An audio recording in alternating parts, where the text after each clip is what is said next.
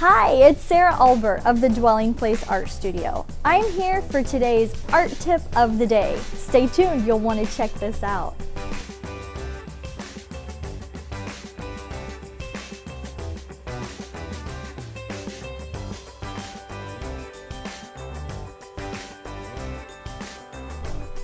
Now, did you know that all artwork will fall into one of three different categories? That's right, they're right here behind me on the wall. We have realism, abstract, and non-objective works of art. So all the artwork that you view or that your child or you produce is going to fall into one of these three categories. So what exactly do these categories mean? Well, let's start with realism.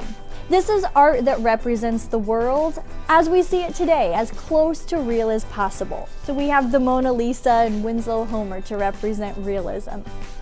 In the middle, we have abstract works of art. Now, these works of art contain recognizable subject matter, but that subject matter has been changed or distorted in some way.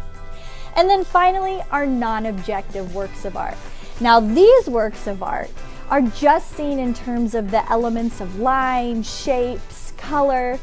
These artists are out to create feelings of emotions or evoke feelings from the audience or from the viewer. Now, here's the cool thing.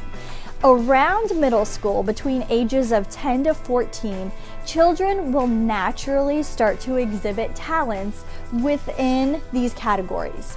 About 50% of students will start to gravitate towards realism. That's going to be their strength and their giftedness.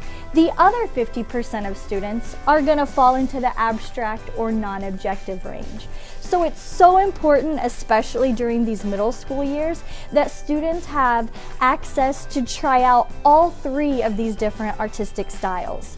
You know, so often we think that just because we're not good at realism means that we're a terrible artist or we can't even draw a stick figure.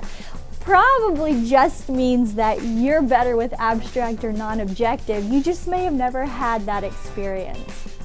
So I'm interested. Comment below and let me know, where's your particular art strength? Are you better with realism or abstract or non-objective? Or let me know about your child. I'd love to hear where their particular strength is. That's today's art tip for today. I hope you enjoyed it. Pick up that paintbrush and pencil and get creative.